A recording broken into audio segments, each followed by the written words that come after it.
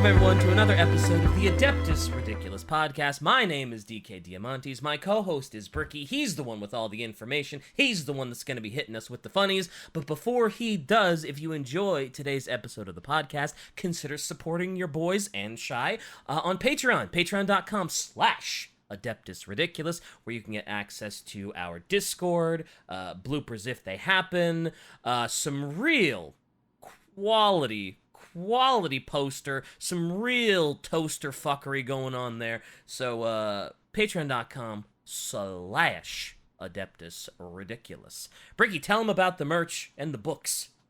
The merch and the books. Oh boy, the book is The First Heretic. We're on about Lorgar. Lorgar! You fucking nerd. He's the other kind of nerd. Magnus the Red was the nerd. Lorgar was the Bible study nerd. Yeah. Definitely. And then for merch, check out orchid8.com. If you got yourself a Just a Little Guy tee or hoodie, congratulations. They sold out in like 7 hours. Let's go. That was kind of ridiculous. Though I will say real quick that we had a couple overprints. There was just a few more than we thought we needed. Mm-hmm. And so I think there's like, let me double check. One medium hoodie, one large tee, feminine cuts, like a women's cut, and then 7 large tees for like men. So we overprinted like 9. They're up. Good luck. Yeah, good luck to Besides, you. You're gonna try hitting the lottery with that one. Besides that, all right. And yeah, that's about it. Besides that, get yourself some merch. The deal is gone now, though, unfortunately. But you know, there's still good stuff around. Yeah, hell yeah. Get yourself some dice. Oh yeah, we still have plenty of dice. Yeah.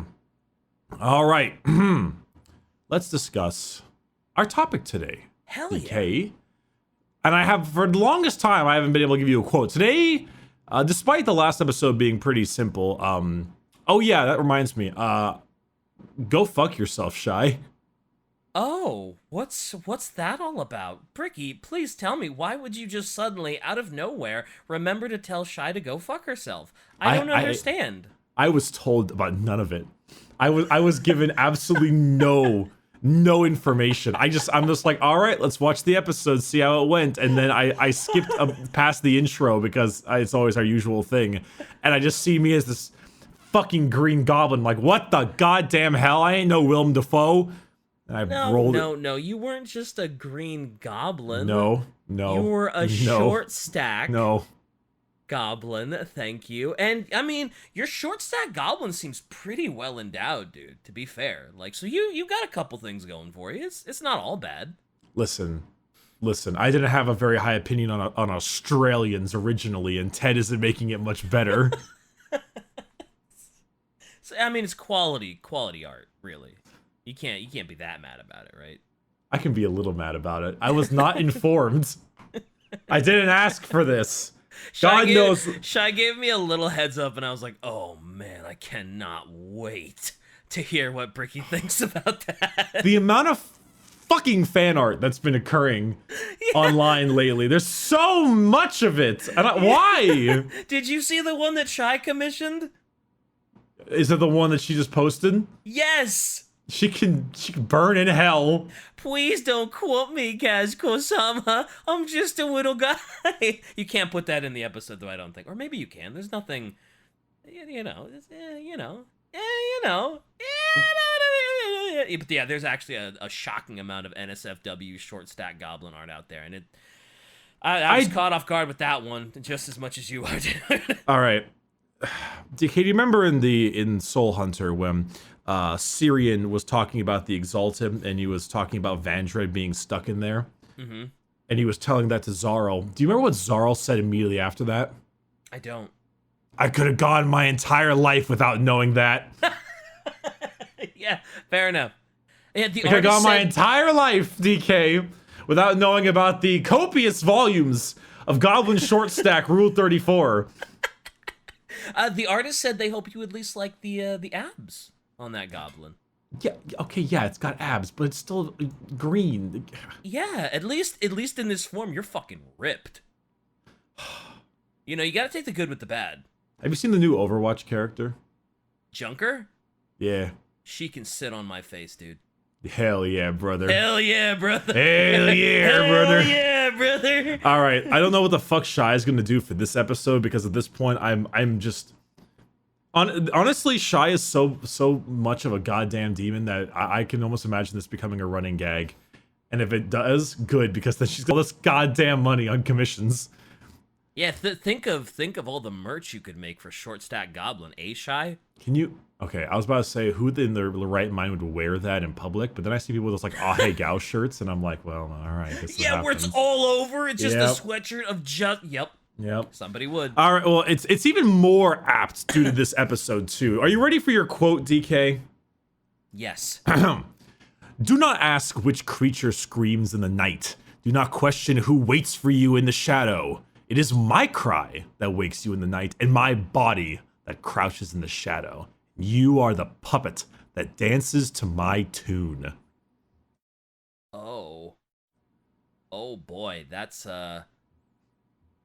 sounds like some chaosy shit right there, or like an assassin or something like that.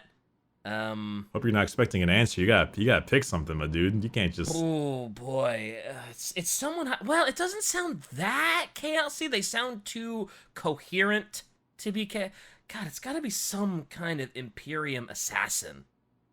Like maybe a very specific Imperium assassin that's just like really good, really renowned, knows what they're doing. But I wouldn't even be able to hazard a guess as to who that is, because I don't know names in the Imperium. Well, I'll go ahead and I'll reread the quote. I took out a part of it. Oh. Yeah, this is a serious at least you tried cake right here moment. Fuck. Do not ask which creature screams in the night. Do not question who waits for you in the shadow. It is my cry that wakes you in the night, and my body that crouches in the shadow. I am Tzeentch, and you are the puppet that dances to my tune. That's true. I guess they did specifically say they were the demon that crouched. They said creature, not demon, but that works. Creature, but still, yeah. At least you tried. It's okay. See, this is the episode for Tzeentchian magic and bullshit, you know? Like, this is what I've been saying. Like if there was a time, it's the Tzeentch episode. You know what? Just reverse it all. Give DK the hairstyle in the books. Give me the cat ears.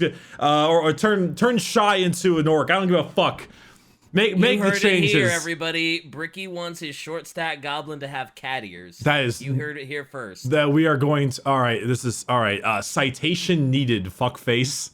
He wants the little short stack goblin to have cat ears and the paws. We're doing Tzeentch. We're doing Tzeentch. Let's go. Tzeentch. Woo, yeah, let's go. Yeah. Let's go, Tzeentch. Woo, the changer of ways, the lord of change, the lord of sorcery, architect of fate, great conspirator, great deceiver, lord of entropy, master of mutations, weaver of destinies, father of lies and deception, great eagle, raven god, czar, Tzeentch, and Shen. Wow. Portfolio. Change, evolution, mutation, intrigue, ambition, knowledge, sorcery, destiny, lies, and trickery. How long did you have to work on that? I literally just read it from the wiki. Holy shit, that was fast. That was quick. Secret number is 9. Okay. Secret number is 9. Yeah. Secret number is 9. Okay. Tzeentch. Luckily for me, I was actually at a tournament all over the weekend. Normally you're supposed to play 8 games. I was only able to play 5 because I'm going to be moving soon and I got work to do, and I had to be out early. Had some great games. Fought some great people. Some nid matches that stomped me. Fought a fellow Sisters player, lost that game by 1 point, which was, but it was a great game, so I don't mind. But and just like that, and just like change, I lost my segue. Dean came in and disappointed me. We're talking about Tzeentch. Tzeentch. This is the only Chaos God we haven't done a dedicated episode on, and naturally our dedicated episodes are not particularly in depth. They're more just the understanding of the god and what they mean. And ironically, Tzeentch might be both the easiest and hardest to describe. Fair. Because he's so unknowable and he's so changing, there's not much to say in a weird way. Like, there's a lot to say, don't get me wrong, but there's not, because there's no definition for the guy. Yeah, because it's just constant change. So they're like a lot of I would imagine there's a lot of examples of him, or them, stuff they've done, but there's no real way to like define the chaos god that is always changing. Yeah, exactly. There's no knowable way for Tzeentch because he's constant change. And so naturally, as we know about Tzeentch, with all the different assumptions of visuals, Nurgle we assume to be a great big rotting fat guy. Khorne looks like the devil, but he's really fucking buff. Slaanesh is generally viewed as either female or androgynous and as very lithe, very sexual. And Tzeentch is generally, if you're using the stereotype they base them off, this is your classic wizard, This is you're very much your classic, like, yeah, I cast my summon spells and kill you for my dark god. Yeah. Of course, that's the one of the concepts of it. Very much the classic magic, the sorcerers, and often is kind of very hunched with the head forward, maybe some horns on the head, often with a big staff and a cloak, and lots of things involving like birds. Very, very bird and like fish heavy in its visuals. I remember when I first started looking up 40k minis, there's some like like a big bird demon model thing. I'm not sure what it's called. For some reason, when I first started looking up 40k, I thought that was like the sort of like, that's what Tzeentch looks like. A little more avian. He likes his avian, I believe you're referring to a Lord of Change, which we will talk about at some point. Yeah, probably. I think that's the one. It's a dope ass model. Hell yeah, it is. But so Tzeentch, yes, Tzeentch, as we know, is the word. Khorne is murder or blood, I guess. Nurgle is rot. Slaanesh is excess, and Tzeentch is change. Or lies is another good one. Okay. There are a million titles upon Tzeentch and what Tzeentch is, but the main thing is that they are the changer of ways, and they are the all-knowing in a world that has no knowing. It's very bizarre. Great deceiver, great conspirator, lots of different kinds of names to go along with that. But if we're honestly getting really deep into it, we know Tzeentch as the god of change. Yeah. Definitely. Yeah, the god of change. Things adjust, futures are not set in stone, and everything is changing. Every event, every piece of information is not set in stone and can be woven and adjusted. Which is why Tzeentch is at direct odds with Nurgle. Nurgle and Tzeentch hate each other, just as Slaanesh and Khorne hate each other as well. Granted, not often, but sometimes the Chaos Gods will have some kind of requirement to work together. And if they ever do need to work together for something, it is normally Tzeentch that brokers that peace. While brokering said peace, well, Tzeentch will also very often have some side game for himself. Well, he does sound like he's a little deceptive and a little sly-handed, and, I could see him doing that. Although, I guess out of all the Chaos Gods, he would be the one that is most well-equipped to do it, but I was like, man, he is very well known for his deceit and his cunning and changing everything. Do you really want him brokering a peace treaty? But it's like, well, you don't want Khorne doing it. Khorne doesn't, no peace from Khorne. No peace from Khorne. Slaanesh probably don't want to, that's the only option you got. That is the best option for brokering truces, I suppose. But the truces normally, well, one, don't last long. And, naturally, sure. And two, they have some of his game somewhere in there. But his schemes are so unfathomable.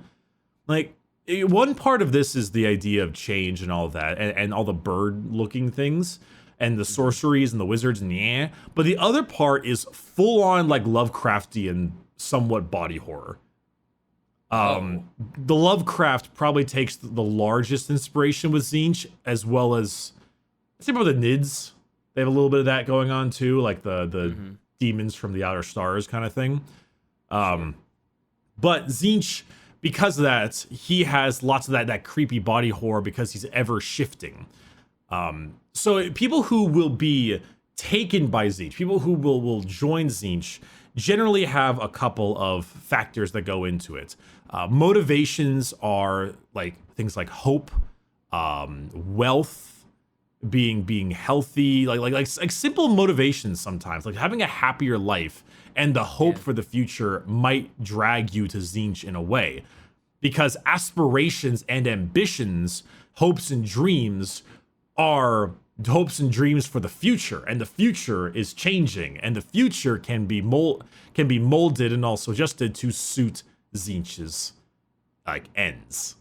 Oh, okay, that makes sense. Sure. There are lots of ways that he uses his weapons, like little temptations or slight like flattering words. Perhaps a politician or someone might have a promising career or some kind of major project that's very exciting to them, and all of the things that are going their way were actually the work of Tzeentch originally, because it ends up leading to his kind of nefarious means. Greed is a big part of it. Those who like that feeling of ambition and excitement and hope, and also those who like to lie and trick and deceive, are all Tzeentchian fans. And he's like Tzeentch would look at Alfarius and be like, bro, big fan. Big fan. Work, like huge. I would just want to say, what's that meme of the devil? It was like, I just want to say big fan, man. To like big fan. To like Tenacious D. Yeah. Shai makes a point here. It says, even if you want to do something good, like replace a corrupt planetary governor, that shit falls under ambition and change. And so you could be tempted by Tzeentch to find a way to do that. Like Tzeentch might want this planet or something. And so maybe in order to get rid of the governor, Tzeentch is like, you got to do some kind of curse because he's way too strong and powerful. And he's actually in a pact with Nurgle, and you're like, oh my god. And so you grab 8 fucking psychers or sorcerers, because the magic number is 9, and you're one of them, let's say. Then you create this communion, you do this like big magic mystic sorcery thing, and then boom, you summon 1 million demons onto the planet that kill the entire governor, but also kill everyone else, and now it's Tzeentch's planet. Ooh, boy. So Tzeentch, ooh boy. That's damn. That's kind of brutal. So, you could want something completely good and proper and for the betterment of the people, and Tzeentch can still sort of trick you and corrupt you into, whoops, you accidentally killed everyone, but don't worry, it was for the better. I was going to destroy the planet anyway. He's deal with the devil. Okay. Because the more ambitious you are, the more like how badly you want something, the more Tzeentch can feed into that. So he's sort of like the old-timey classic djinn, where it's like, oh yeah, I wish to be rich.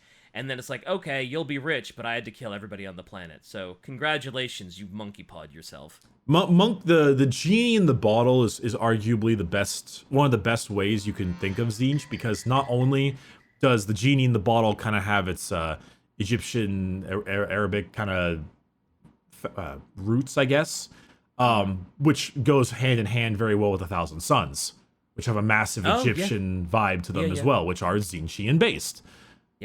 And also, if you look at certain things like the picture I just posted there, that Lord of Change very much looks like Egyptian kind of prince or something with like the golden cups, like an Egyptian monster. Yeah, it even has the robe. God, that's so cool though. Yeah, like it even has like the robe thing over its neck. Oh yeah. I don't want to call it a towel because that makes it, that's... Yeah, you don't want to be disrespectful. Yeah, but culture. Whatever it's called back there, I don't know the name of it. I'm sorry. Yeah, that's okay. But it has like that kind of stuff, like lots of jewelry. So Genie in the Bottle, absolutely. Monkey Paw Genie in the Bottle, hell yeah. The Djinn, absolutely. Which is very funny because I just finished Uncharted 3, and Uncharted 3's main thing is a massive city in the middle of the Rub al Khali Desert. Which is supposed to have a cursed djinn imprisoned in a vessel of brass, and it's like, That's timely. You know, I was really kind of hoping you were going to go for the meme and be like, oh, that's timely because I just finished a bottle of gin before this episode. Bombay Sapphire will kill me. Yeah, my dad was a gin fiend, so yeah. There's two Bombay. There's two alcohols I can't do. It's Bombay and Fireball. Oh, Fireball. I could never do Fireball. The younger days have removed that from me.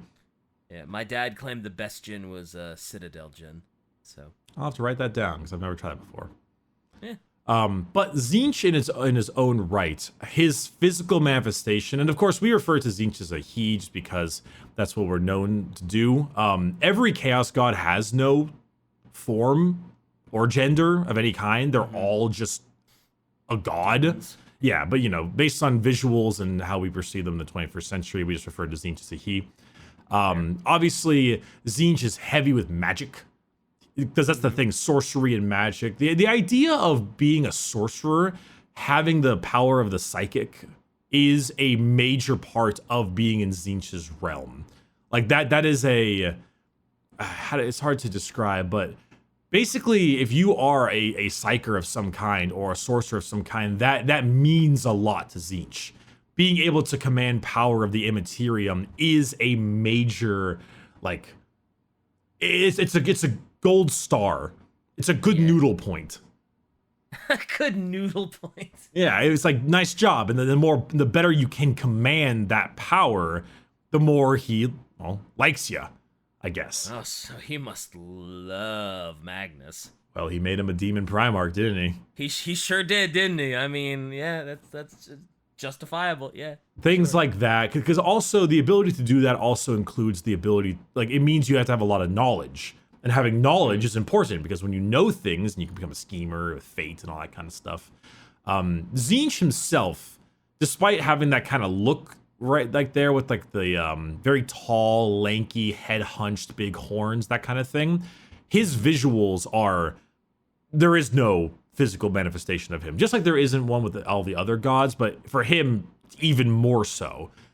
Tzeentch will have his own visual, entirely dependent on what they might perceive him as. Some say that his entire skin is covered in nothing but faces, mouths, and eyes that shift. Oh God! That shift, slide, emerge, and are subsumed back into his flesh, crawling around underneath.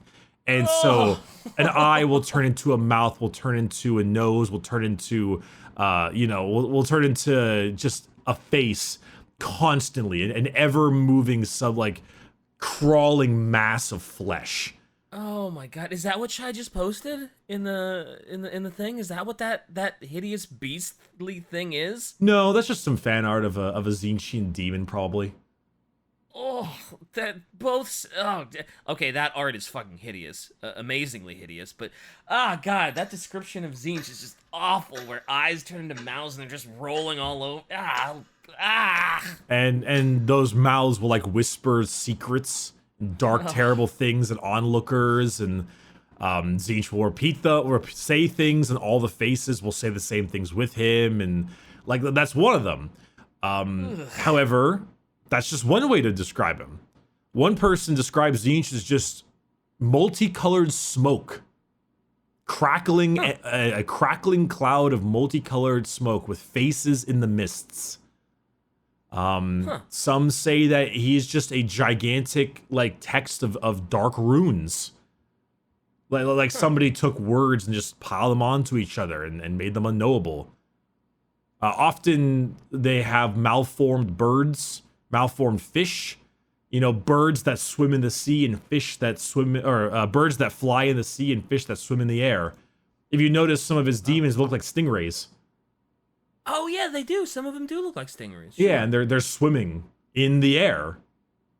Oh, well, that's true. In that one picture Shai posted, yeah, those are stingrays that are swimming in the air. Yeah. Tzeentch is unknowable, so therefore his physical manifestation is particularly unknowable.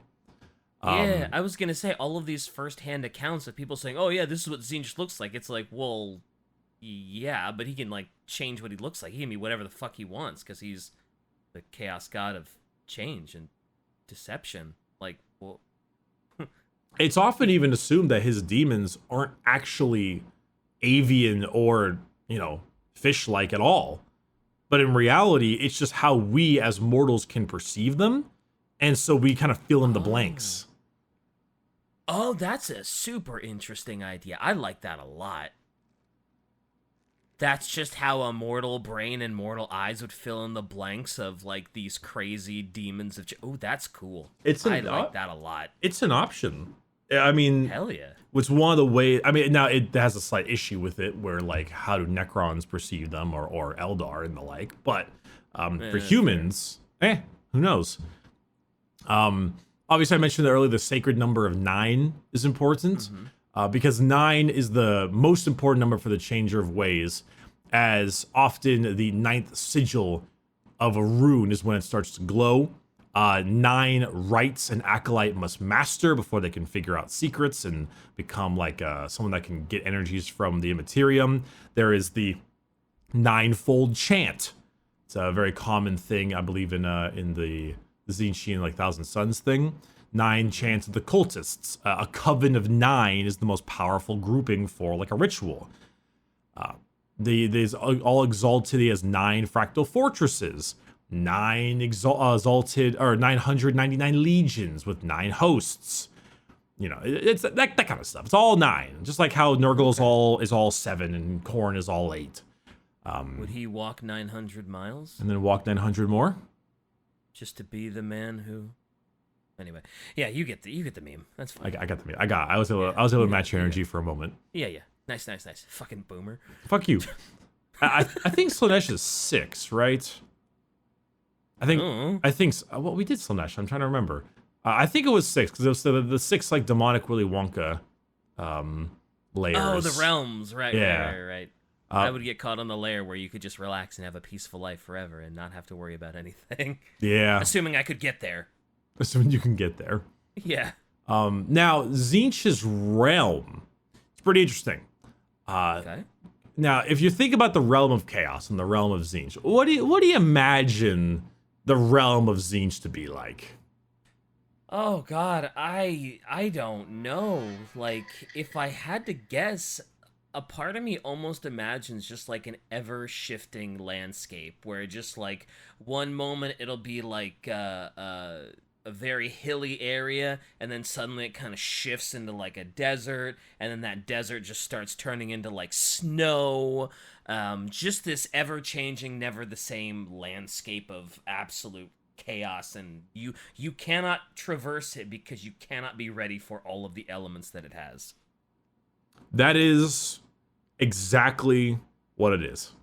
Let's go! Didn't get the quote, but I got his realm. It is a constantly shifting like nightmare world where it is just never endingly in flux. It is adjusting and reconfiguring and moving here, there, and everywhere. It has no knowable form, and those that perceive it only perceive it through them. It is only noticeable through symbols or metaphors from the iron-willed minds of those who don't immediately go crazy when they're in his realm. It is a sea of madness and insanity. It's a paradox. It is nothing but a dream explained out loud. Ooh, or a dream explained out loud. I love that. Or a dream as it is occurring. It is painting with mist or singing silently. Ooh, all very good descriptors. I like that. These are all from the wiki, so I don't take any credit. But yeah. Obviously, I don't think you're. Well, I don't think you're that smart. You know know your Warhammer stuff, but I don't think you're quite that eloquent. Let's put it that way. Oh, fuck you, man. You're pretty smart. You're the one with the cat ears. Yeah, Neko, bitch. Break your Neko kneecaps. Nya. Shut the fuck up. We're done doing. That's it. You're going in the realm. You're going. Damn it. You're going into Tzeentch's realm. Save me. So those who actually enter this kind of area are often treated to immediate assaults on the mind. because trying to map this area out would make you go insane. Being in this area would make you go insane. Yeah. Though the weird, like, it kind of has like a crystalline vibe to it. And through all these shining surfaces, you might get visions and visuals manifesting back towards you. Fear, misery, ecstasy, despair, happiness, all these kinds of things. Just whatever your future might hold. There are a couple people who were able to go there and get out. One of them reported seeing images of their children at different points in their lives. But in all of those points, they only saw moments of their kids in despair, sorrow, and desperation. Ooh, that's fucked up. The other one, she saw the realm full of ecstasy and had representations of all of her possible futures, all of them more joyful and successful than the last. Another one said that they found nightmarish imagery in each of the mirrored surfaces, like demons rending flesh from friends and loved ones, and the destruction of his home by sorcerers. And the worst part of it was his own body had turned into like a tentacled, writhing mass. Oh no. So That's awful. So that last traveler actually was able to finally tear away his gaze from his visions to find out that, in fact, yes, demons had assaulted his homeworld and he had turned into that chaos spawn. Oh no. Oh, so the prophecy came true, huh? He was looking at a vision of the present, as opposed to assuming it was the future. All these individuals, no. all these individuals died. The first one, seeing his kids, killed himself. The second one died, was like completely insane, went insane from the joyous, successful futures. And the third one was killed by the Inquisition because it's a fucking chaos spawn. Yeah, because it's a chaos spawn. Wow, the second one died of ecstasy, huh? Even though there was not necessarily... They didn't see anything bad, they only saw success, and they still went insane and died of ecstasy? They went totally fucking batshit crazy, yeah. Wow, so they may not even the positive ones can just make you go stir crazy, huh? They may not have died from it, but they went totally fucking mad and probably died in some other way. Damn. Because I was gonna say, like, maybe Tzeentch would want to draw you in with, like, the only showing you, like, good stuff, and then once you're too far in, it's like, well, you can't get out now. Now you're gonna be my demon. Now you're gonna be my loyal servant because you can't get out, and you're crazy. Often the demons of Tzeentch are ones that prove themselves to him. I know that. Like, often if you become a demon of any kind, you've done something great for him. Same reason why Typhus of the Death Guard, for example, is so insanely powerful, because he was the one who led the Legion to Nurgle. Right. And so he's not just gonna make, like, he's not just gonna be trying to get everybody into his realm and turn them into slaves. He only wants demons that have proven themselves. Or at least if he makes them exalted in some way. Like, Typhus was the Lord of the Destroyer Hive, you know? Like, look at fucking Magnus. Or look at, like, Ahriman. They're tough dudes. Ahriman a little stupid, though. Ahriman has made some mistakes, but so is Magnus. Fair. Interestingly enough, we talked about how the warp likes to fuck with time. Time is the most fucky in Tzeentch's realm. There's some really weird situations where you might, like, be gazing into the labyrinth realm of his domain, and days or years can just pass. But sometimes two individuals might enter Tzeentch's realm at the same time. One of them might exit maybe 5 seconds later and say that 40 years has passed. The other one might exit 40 years later and say they were only in there for 3 minutes. Damn. So since time is really fucky in the warp, could somebody go in and then come out and it was like 40 years prior? Yeah. As long as you can go in the past. That's fucky. That's crazy. So you could go in, come out, and it's like 400 years prior, and it's like, yeah, your family hasn't even been born yet. There's some shit like that. Some people will look into the area and see, and like maybe gaze into an interesting part of the realm and look at it for literally maybe 2 seconds, like a walking glance. But in reality, what that was actually a month, and they died of dehydration and starvation immediately. Oh, God. Sometimes they can spend actual years wandering the maze without eating or drinking or resting, and they are totally fine. Wow. And then as soon as they come out, they immediately, like, it all just rushes back to them and they die? Or not. Oh. Depends on what Tzeentch and Chaos want to do. Damn, that's some... that's crazy. It's Tzeentch. I mean, She's unknowable, you know? Yeah, that fits Tzeentch's unknowable, always changing persona, sure, yeah. That's why this episode is going to be is generally easy to discuss, because the thing to note the most about Tzeentch is that it's unfathomable. We as mortals do not possess the brain power to understand. We will be literally driven to insanity, Mouth of Madness style, by just trying to map his fucking home, his pad. Yeah. We go to... And that's just his home. Like, imagine trying to understand him. Or his schemes. Yeah. We just don't get it. Like, we can't get it. Trying to get it will drive us mad. And even getting part of it means that we must be like fucking Ahriman. Like a master sorcerer. Mm-hmm. And so, or like Magnus, you know, and even they don't fully get it. Because as powerful as Magnus is, Magnus can't 1v1 Tzeentch, you know? No one really can, besides the other Chaos gods, because they're gods. Because they're Chaos gods, yeah. Damn. Like, it's... So what's this thing that Chai just posted? Because that looks really fucking cool. That would be his crystalline fortress directly in the center of his landscape. It's called the Impossible Fortress. Oh, sick. Now, I mean, I'm kind of would just be repeating myself here.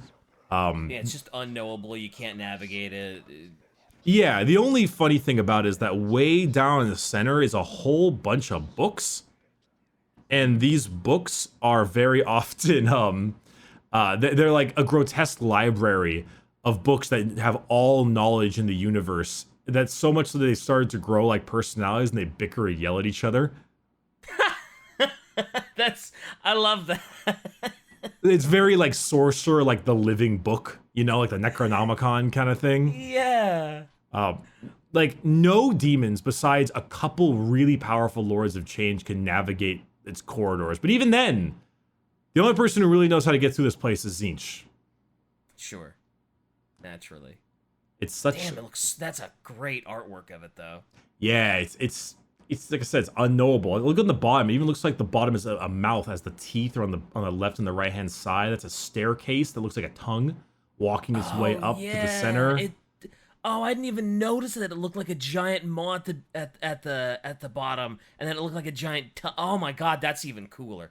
Holy shit! And it has like the wizard castle kind of look to it with the spires and that kind of thing. Definitely. Oh, that's so rad. It's a whole thing. It sure is. It's a whole big unknowable ball. Tzeentch is cool though. He's got some dope lore. I fucking love it. Tzeentch is fun if you just want to be this conniving, confusing, like everything. If you don't want to play Alpha Legion, you just want everything is a plan with a plan with a plan with a lie with a plan. Man with the plan. Man with the plan. As for some of Tzeentch's demons, there's a couple of them that are rather interesting. So Tzeentch's demons take many forms. There's some of the really big ones, there's some of the really small ones. For the small ones, the lesser demons, the one that's the most popular is known as the Horror. The Horror... excuse me? The Horror. Oh, so your mother's in this thing. Sorry, I couldn't help it. I couldn't help it. It was right there. I'm sorry. I'm sure your mother's a lovely, wondrul, nice human being. I couldn't help it. I'm sorry. I'm sorry. Shy, I want you to edit a poorly cropped 9mm pistol into my hand. And just have it resting on my hand for the rest. I'm sorry. Just have it resting. Don't have it fire. Just have it resting. It was right there. Just have it resting. It's just resting. The horror of Tzeentch are these little goblin-y fuckers. And they're not short stacks. Okay. They've got a whole bunch of arms and funny little tentacle heads and big-ass mouths and a big knife that they stab you in the face with. They're just the energetic will of Tzeentch. They're slaves often, and they make this like frantic blur of color. There's pink horrors and brimstone horrors and blue horrors. And very often, certain horrors will, when they die, will kind of like morph into two smaller horrors that'll morph into two smaller horrors. Oh, they're those kind of demons. Gross. Yeah, they die, they turn into smaller versions of themselves and they beat your ass.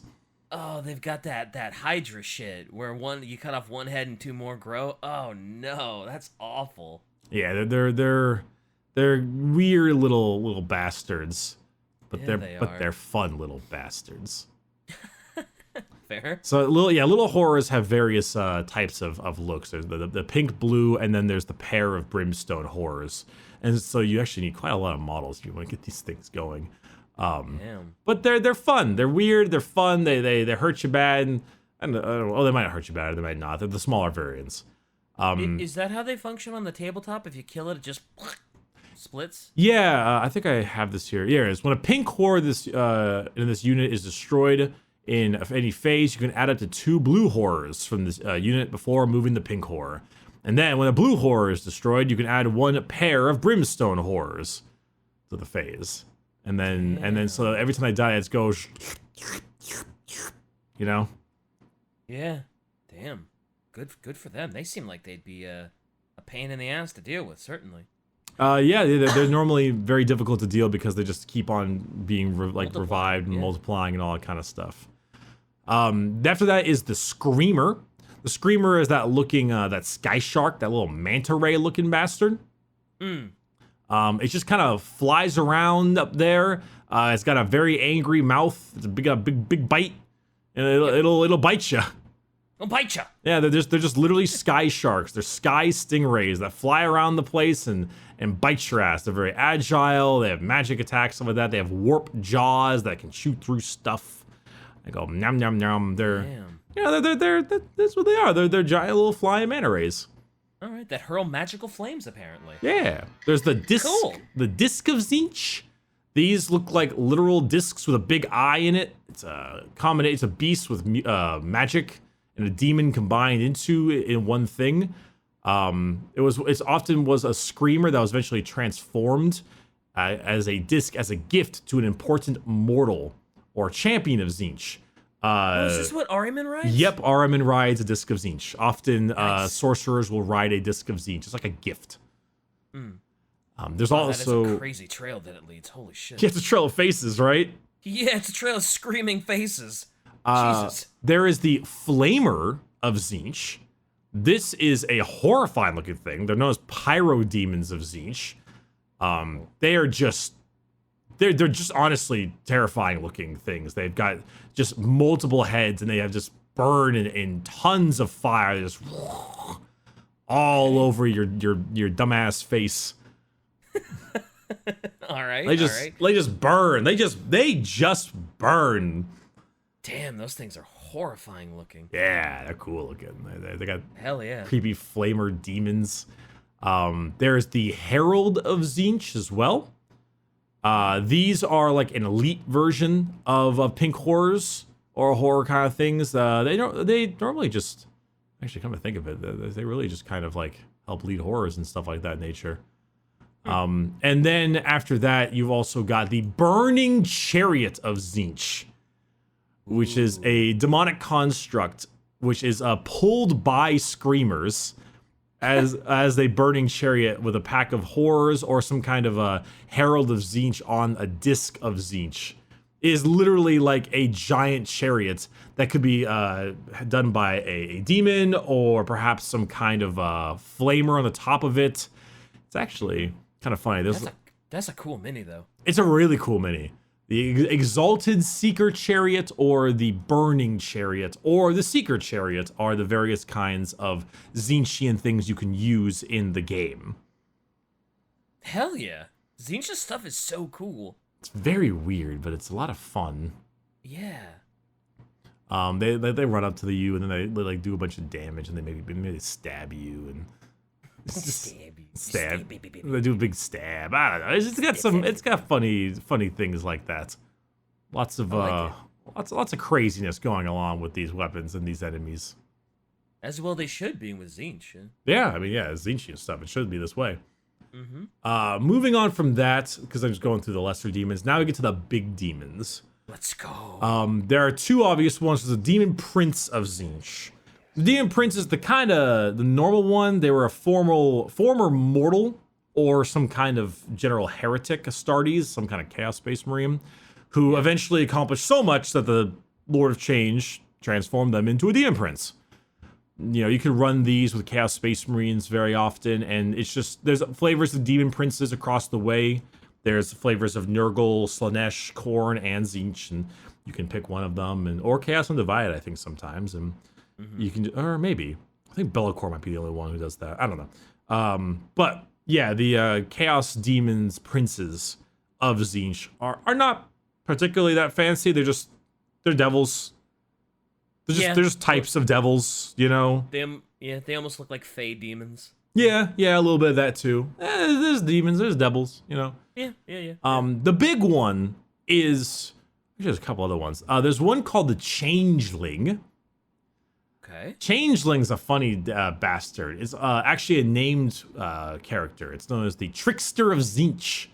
It's a demonic horror that epitomizes his love of sowing mistrust and his funky sense of humor, and allows him to take the form of any shape, from the tiniest little bastard to the largest fucking bastard. It can change itself. It's literally a shapeshifter. It's mystique. Hell yeah. It's mystique. That's a good ability to have. That comes in handy. Very handy. Yeah, it can just kind of has like all this transmogging, you know? The ability to have the different form however it wants and be weird, you know? I think very suitable for Tzeentch. I think in game, where is this? It says there's the Trickster Staff, which says when the Changeling fights, choose a melee weapon carried by an enemy infantry model within 1 inch, and it uses that profile until the end of the phase. And it says when it's attacking, you can choose the same infantry model or an infantry model within 1 inch, and then it gets its weapon skill, strength, toughness, and attacks until the end of the phase. So it just like takes its form. Damn, that sounds pretty good actually. Little niche because you got to be close to the thing you want to change into, but I could see that being pretty useful. Yeah, I mean, it's mainly good if you run up and you're like, oh, what's up? Hi there, Captain General of the Custodians, Trajan Valoris. I am now you. Hooray! And then you're like, oh, God. That sucks. That's sus. He is. He's sus. He's a crewman. He is the most sus. He's the imposter. Imposter? Yeah, he had too much fake spaghetti. He was the imposter. That's stupid. That's stupid. You're stupid. You're welcome. There's a guy known as Gargatulith. Oh. I'm Gargatuloth. I'm not sure about this. This one's a weirdo. This is like a major character for Tzeentch, but it's I don't much know about this one. Actually, this is one of the ones. There's another one that's really popular that I know very much about, but I don't know. I don't know what in the world this one is. I have it on my list as a named character, but I don't know. Oh, it was in a Grey Knights novel. That's why. Oh, okay. It was in a Grey Knight. No, okay. Well, it's got a quote. I'll read the quote because I don't know much about this thing itself. The changer of ways granted me that body, holy Tzeentch himself, a vessel for what I am, which is knowledge, the most sacred weapon of change. Every man I kill, every secret I force a follower to divulge, every moment of suffering I cause, I learn more, and I become more. I have learned a great deal in the last few months. I am more now than I have ever been. When Mandalus banished me, I was like a child, and now I understand so much more. The galaxy needs me, Grey Knight. Time and space are prisons. The minds of mankind are the bars that keep everything inside. Break their souls, and they will become free. And freedom is the essence of chaos. Damn. So he seems like he's a big ass demon. Yeah, a big ass demon. Holy shit. Good. Well, good for him, I guess. Yeah, I don't really know. Not so good for everybody else, but yeah, good for him, I guess. He was known as the Prince of 1,000 Faces. Ooh, what a cool name. Very cool name. The last two, though, and the bigger ones, are the Lord of Change and Kairos Fateweaver. The Lord of Change is the one that you know the most of, the giant bird. The giant bird with a giant staff and a big bird head and big old wings. It is also known as the Eyes of Tzeentch or the Supreme Mutator. Ooh. Now, these are a particular enjoyment of a kind of creature for Tzeentch. He likes these ones a lot because they have an embodiment of all that he is, about. The appearance is horrifying. It's also constantly changing and adjusted. It's multi-hued. It has the eyes and weird things that are constantly mutating, despite the fact that it looks like just a bird. Yeah. But it is blessed with tons of major. Is the dude Shy? Did you post? Shy. Wow, these Lords of Change are bussin', dude. Shy. Damn. They do be bussin' though. I will say the picture before that is great because look what that Lord of Change is holding in its hand. It's a dead Ultramarine. It's half an Ultramarine. Let's go, Tzeentch. Let's go. You've won me over, Tzeentch. Let's go. And then obviously Shy's big boob, well endowed waifu Lord of Change is clearly also won me over. All right, I'm moving on to the other one because I've given enough Lord. Screw this shit. The big bad Lord of Change, the big smart one, because they all have their own fancy version of their greater demons. Nurgle has Epidemius, or is it Rodigus? Maybe Rodigus. Rodigus sounds familiar. Yeah. The Slanesh has Schlaxi Hellbane, I think, and then Khorne has Scarbrand. Ooh. Very Cord. This is Kairos Fateweaver. Kairos Fateweaver is a two-headed Lord of Change. And originally, Tzeentch was like, all right, there are some things that even I don't seem to know because certain schemes of the future are very weird because they're ever changing and ever twisting. And there are uncountable possibilities in the future. And they're actually infinite. And despite the fact that Tzeentch possesses nearly full intelligence, how can you have full intelligence when every possible future is there in his grasp? Yeah. And so because of this, what he decided to do in this anger annoyance was go to this place where time and space originated. It was called the Well of Eternity. And what he decided to do was take his Lords of Change and throw them in there. Yeah? Yeah. Okay. It's just like, yeet! Yeet! In you go, into the well. None of them ever returned. And he was like, damn it! So in his last gambit, he grabbed a vizier known as Kairos, one of his first demonic servants, and he yeeted him into the well. And he survived. Barely. Oh, He was drastically changed. His visages were massively changed. His form became had this unnatural age. He became hunched, and he sprouted a second head. Ah, okay. And the problem with Kairos now is that he now understands all of the past, and he also sees visions of all possible futures, but he cannot ever fathom the present. Oh, which leaves that's him kind of fucked up. Oh, which leaves him vulnerable both in terms of attack in like melee and stuff, like in the physical realm, but also just not understanding what's going on. Both of his heads, one understanding the past, one understanding the possibilities of the future, means that if you were to go to Kairos and ask him a question, one head will always tell you the truth and the other will always lie. oh, that's cool. And you'll and the riddle is so difficult to solve, you'll never really know which one tells the truth. So That's Tzeentch dope. often has tons of people surrounding Kairos when he's in the realm of Tzeentch, just jotting down the ramblings he says, because he's constantly mumbling to himself. He's constantly just speaking all the possible future pathways that are there. And he's like, I need to know all the possibilities. So people are just deciphering every fucking word he says and putting it in that big ass library of his. Oh, that's kind of dope. That's kind of a dope story. Also, Kairos' mini is fucking dope. It is. That's so cool. It is one of the best looking minis in the game. Oh, absolutely. That's so funny. I think that might look cooler than Magnus. It depends on how you like that kind of stuff. I think Magnus is just really cool looking, but True. Kairos in his own right, and especially if you have him like painted a certain way, like look at this fucking shit. Look at this fucking shit.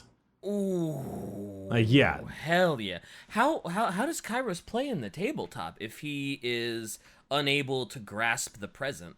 It makes him not particularly incredible in terms of melee. Very often, whenever you have an ability or like a unit that's a psyker, they can cast normally one, possibly two powers. Space Marines can cast two, for example.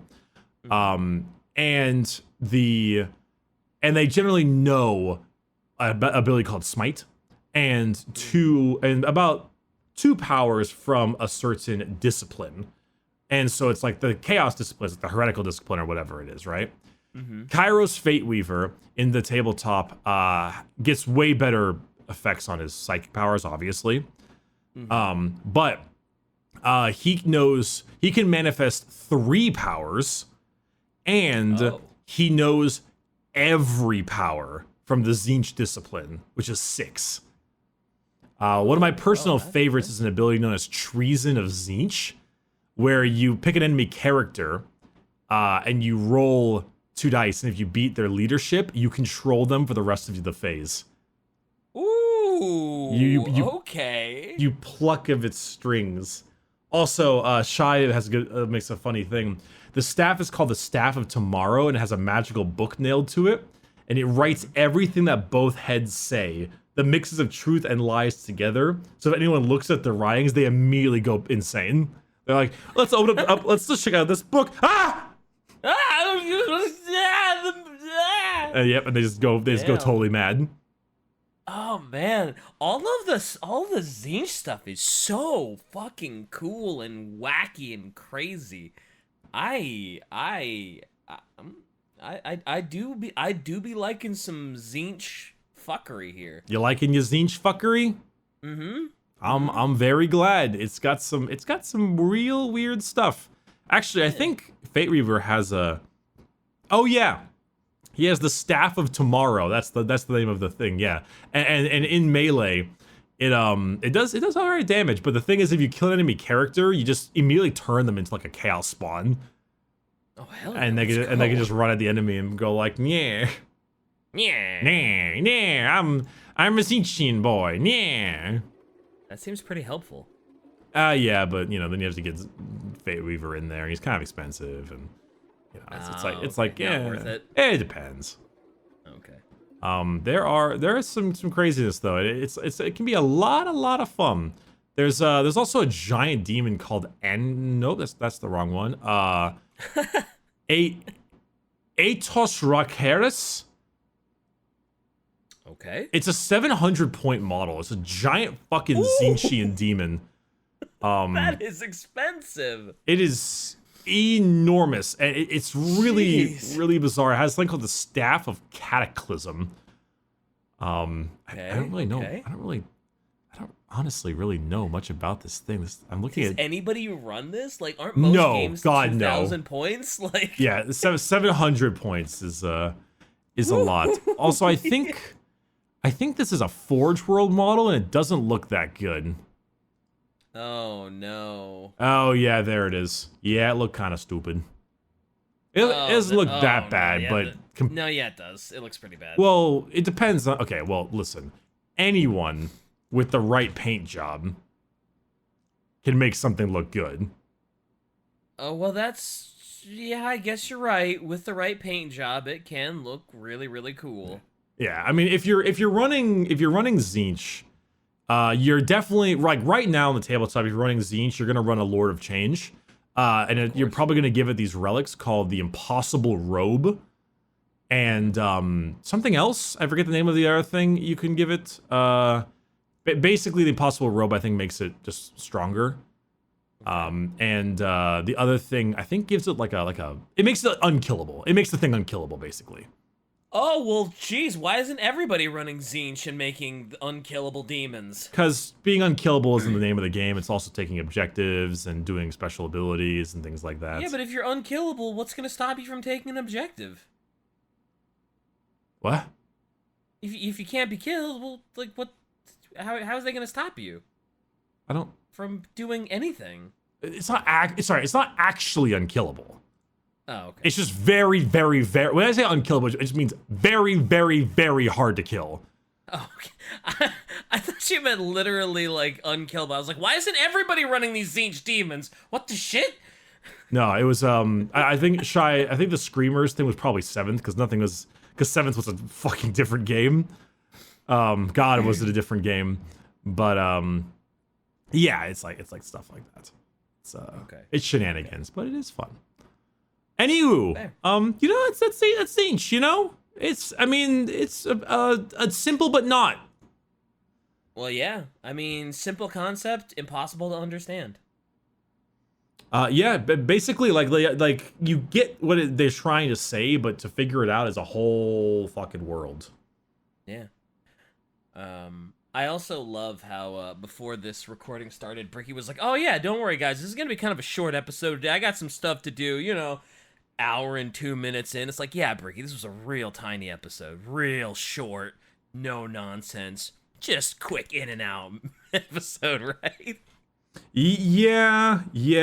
I realize my mistake. It's okay. It was a really fun episode. So I don't mind when these episodes go long, because usually it means it's a good topic, we're into it, everybody's into it, and it's just some real crazy Warhammer shit. So I do not mind one little bit. You know what would be the craziest thing? What's that? If Shy doesn't do anything this episode. Oh, you know that's not gonna happen. No, but that's the most Tzeentchian thing, isn't it?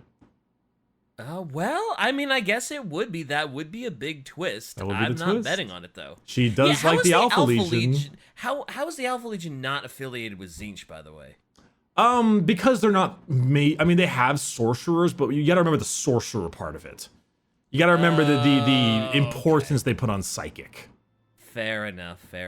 And the Alpha Legion are just tricksters and deceitful, but they're not like sorcerers and psychers. I mean, they have like a sorcerer and psychers, you know, like just like how but librarians. It's not like their specialty. It's not like you. Yeah. Oh, okay. Okay, that makes sense. Yeah, that's the big difference. Anyway, I don't know what's gonna happen this episode. I don't know what Shy's gonna do, if anything. I'm frightened. I think I'm gonna run away. Are you gonna fly away? Oh shit. Give me a second. God damn it. What's the... just keep going. Yeah! Fuck! Sorry, man. You're not enough of a boomer. I'm not. Sorry. All right. I'm out of here. Ended on Bricky's shame.